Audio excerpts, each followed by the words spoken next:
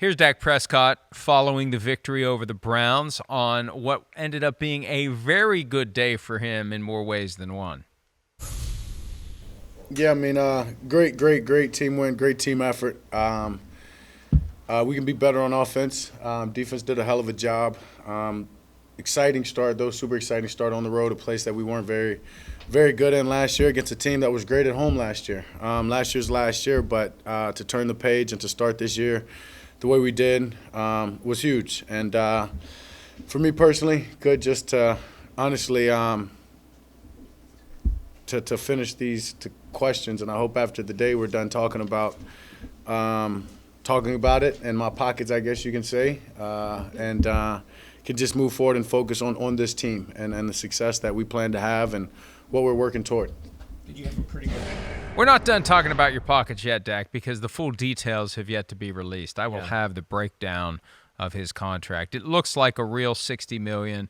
The question is, how many years are the Cowboys tied to Dak? There's always an escape hatch in these contracts, whether it's after 1 year, like Daniel Jones. No, Daniel Jones is 2 years. Geno Smith was 1 year. Derek Carr with the Raiders, his most recent contract there was 1 year. Sometimes it's 2 years like Daniel Jones. Sometimes it's 3 years like Tua and Jordan Love.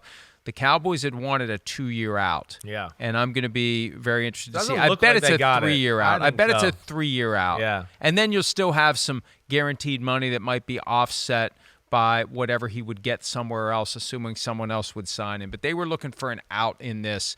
And just in case they come to the conclusion on their own that it's time to move on to someone else. Hey, he's a damn good quarterback. He is definitely a top 10 quarterback for me, and I think he's a top 10 quarterback for most people in the NFL. When you talk about it, I know he might not be Mahomes or Josh Allen or Burrow, but the one thing I love about him is, and Jason Garrett said this yesterday, he can block everything out, right? He's got Stephen A. Smith just absolutely crapping on him on ESPN every day. I mean, every day. And we know that's the biggest sports media personality out there right now. So that's not doing him any favors. He's close with Jerry, too. I mean, I can't help but wonder whether or not Jerry wants Dak's buttons to be pressed to try to motivate him. Maybe. But it doesn't seem to affect him, and he's an incredible leader. He's a perfect kind of quarterback attitude for the Dallas Cowboys when you have a show and an owner and everything that always wants to make it a big, crazy, carnival and party all the time. So that's where he's great. And he is super talented too. He's a really good thrower of the football. He stands in the pocket. He plays tough. He does all the things you want.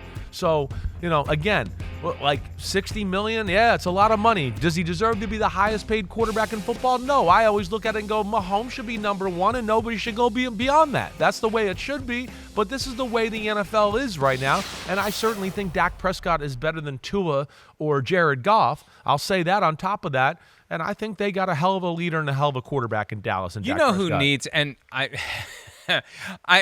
look, I'm going to continue my reputation. Yeah, right. Go ahead. Who are you about to crap Your on boy now? Blue needs to show up and start kicking on Brandon Beane's door and say, hey, man, pay me. This is ridiculous. I'm at 42, whatever it is, and Dak's at 60. Get the hell out of here with that. Well, at least Josh Allen's one of the top 2 quarterbacks in the NFL, and Brandon Beane's out there saying anybody that says he's overrated doesn't know what they're talking about. Well, if he's not overrated, then he's underpaid. Right. You heard Devin McCourty during my little segment last night, right? Yelling across the studio. They're saying, he's overrated. I mean, Devin McCourty's had a front row seat of playing Josh Allen, and he will tell you, like he did with Mahomes, they had rules, right? Like the Jordan rules, they had Mahomes rules. They had the same thing with Josh Allen. There was nobody else that they had that in football. That should tell you. Bill Belichick and McCourty, these great Super Bowl people, they had rules for Josh Allen because he's that special. Anybody else that's saying that about Josh Allen is an absolute, you're just a hater, or you don't know what you're talking about. That's all I can really say about it,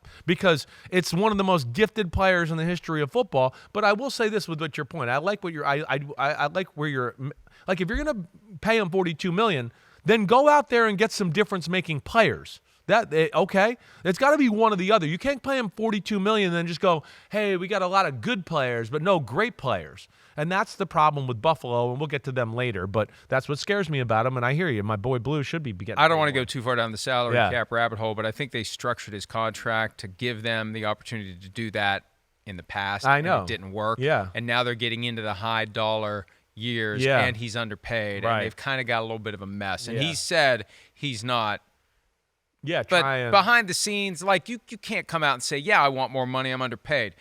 Because he's got a great relationship with the fans and they love him. You start saying things like that, it's going to go the other way. But I think behind the scenes, somebody's got to be saying, hey, man, this is ridiculous. Yeah, hopefully his agent is saying it, and people like us are going to say it, and then hopefully that'll be enough to put a little pressure on Buffalo. I said it to ridiculous. Brandon Bean at the scouting combine. Oh, I'm sure he loved that. Look. Oh, yeah, that's right. You did get a dirty look. Yeah. And then maybe I might have gotten some goes myself. So that might have happened. Okay.